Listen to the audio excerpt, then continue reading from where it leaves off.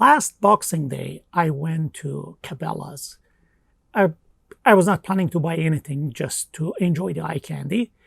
Uh, so I saw this scope at $240 Canadian, which translates into something around $180.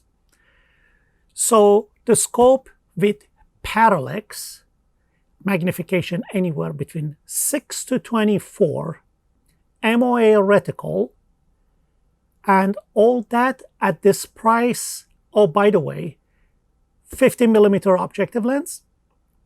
There should be something wrong with it. This is too good to be true.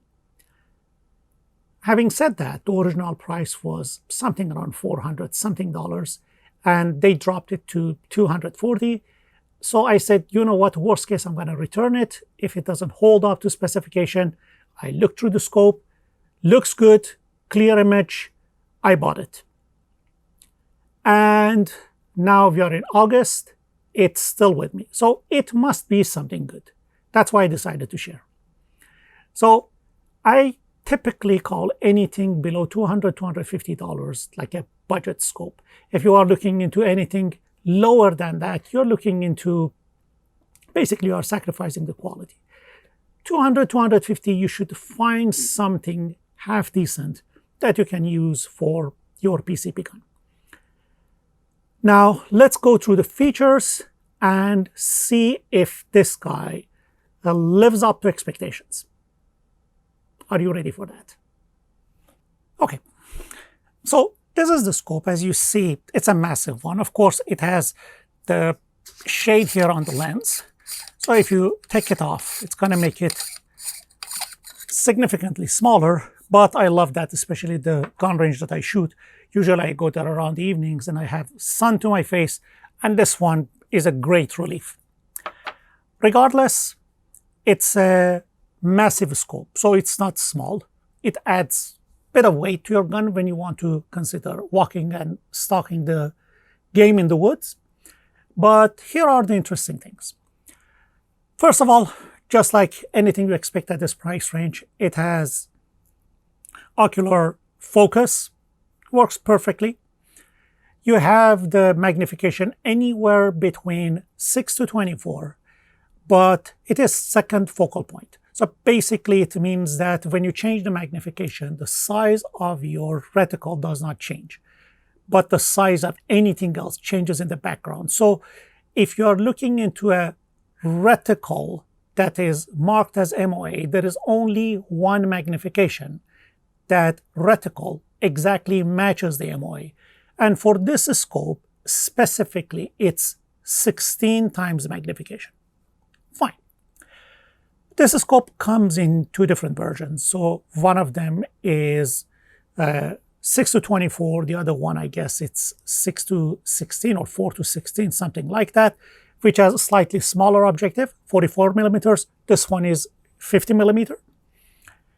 And so basically, even for this one, if you put it on 16, you will get the exact MOA on the reticle. Now, all these things are good things, but let's see if it holds up to the expectation. So there are a few things that I want to check. First of all, I want to see how accurate the reticle is. So I want to put it on 16 magnification, put the target at 50 yards, and then see how reticle matches the inches on the target, which we will get there in a minute. I also want to see how these turrets work. So basically, I want to see how accurate they are, and for every click, it's quarter MOA. So I want to make the changes and see the impact point at 50 yards. Keep in mind, this is an air gun. I really cannot give you better accuracy at the longer range. But for this gun at 50 yards, we want to play around with the reticle. And also we want to play around with the turret and see the changes of the impact point. Basically, I want to see if the reticle is straight, if the axis of the turret is straight. So when I want to change the elevation, it doesn't change the windage, or when I change the windage, it doesn't change the elevation. Everything stays straightforward. And then I'm going to talk to you about the typical issues with this that you may want to look into that before you make a decision. So let's go to the shooting results and the range results. Before we start, let's take a quick look at the specs of the two variations of this scope. This scope comes in two different variations, 6 by 24 by 50 millimeter. The other one is 4 by 16 by 44 millimeters. I got the first one mainly because it has the bigger objective lens. Not that it's going to be any better when it comes to shooting, but because I usually use it for filming, I need more light, basically as much as I can possibly get. So I went for this one. Technically, anything beyond like 16 magnification really does not help that much for my work, mainly for hunting. For bench rest shooting, probably you want to capitalize on a little bit more magnification, but for typical hunt, even 16 is too much. Now, the main differences between these two is eye relief. For the first variation, the eye relief is 4 inches, while for the 44 millimeter, it comes something around 3.7 to 4, so slightly smaller if you want to consider that, especially if you have a bullpup. But this is just a specs that you can look into it. But regardless, this is the scope that we are putting in test. And before I really get there, let me give you an idea of the price tag as of today in the US market. So the 6 by 24 by 50 millimeter retails at $249 US in the today market, and there is no special promotion. So basically, if you wait for the right time, probably you can get it below $200. And for the 2 by 16 by 44, you can get it at the moment at $149, $150, which is quite a good deal for what you get out of this scope. And at the same time, to give you an idea how ridiculous Canada is, this is the price tag for the 44 millimeters. Of course, Canadian dollars, you do the conversion yourself. And for the 50 millimeter, you get something around 450 Canadian dollars, which is quite more expensive than what you get in US. Let's get back to our test. First of all, this is the reticle that you see. Sharp, and every single one of these divisions is 1 MOA. On the windage on each side goes anything from 0 to 28 MOA, and for the elevation, it goes down to 32 MOA, which is quite a lot.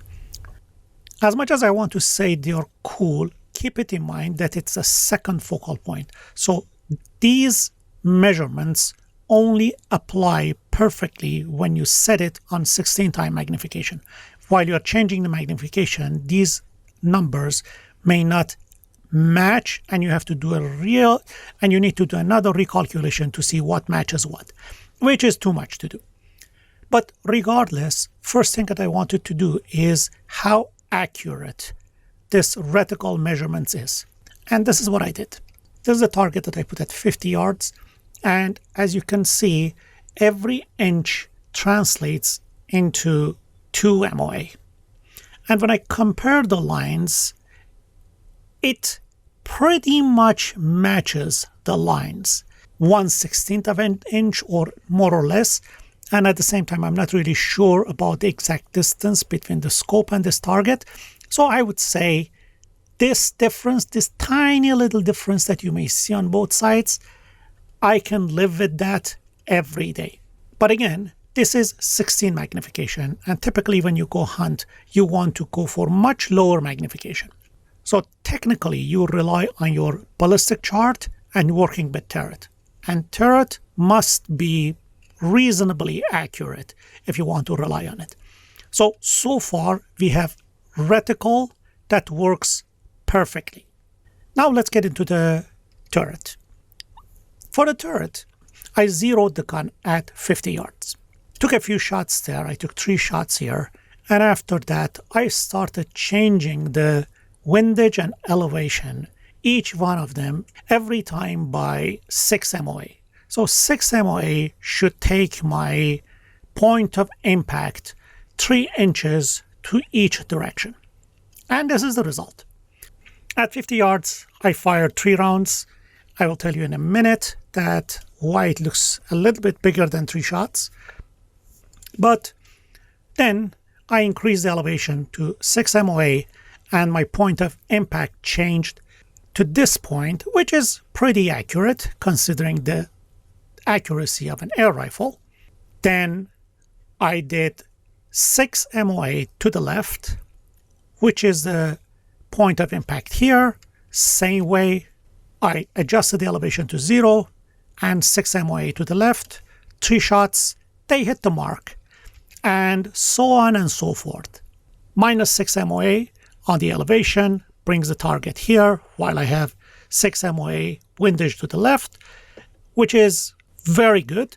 Keep it in mind, you see it on the 9 because the full rotation of this turret is 15 MOA. So I need to return it back from 15 to 9. It's going to be 6 MOA.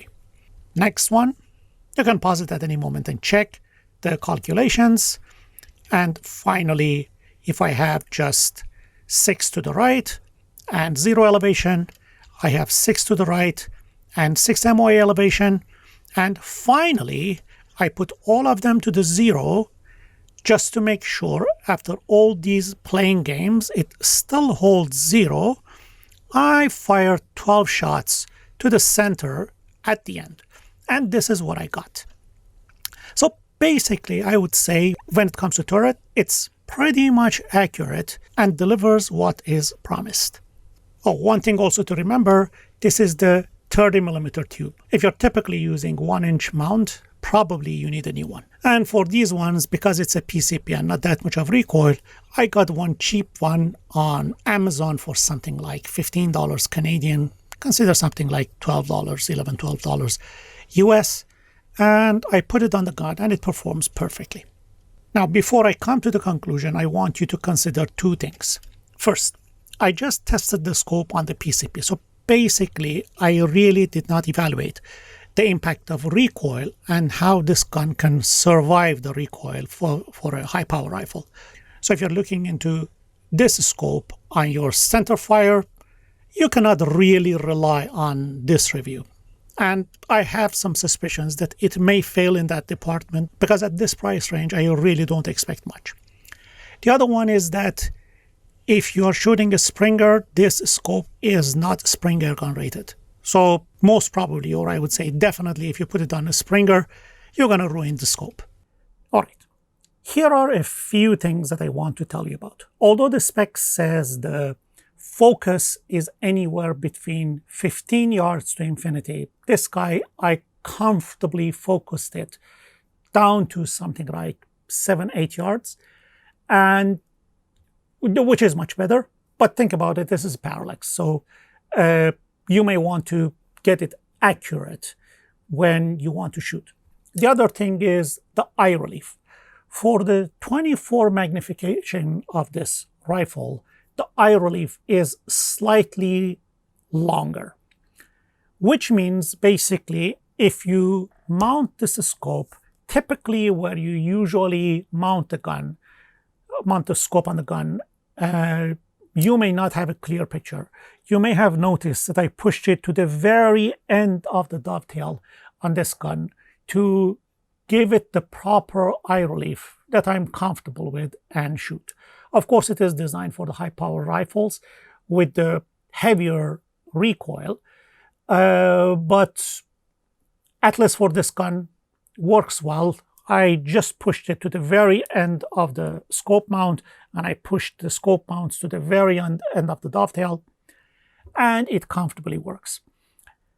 The other thing that you need to consider is that this scope is somehow heavy. So if you're looking into walking and stalking in the woods, probably, see on the other side I have an RWS 54. Nothing goes heavier than that. So I'm fine with this, but if you're looking for something light, probably this is not the one. But if I want to say there is one scope I can use everywhere for hunting, for target shooting, even for long range bench rest, which I typically don't do, this scope will perfectly do the job.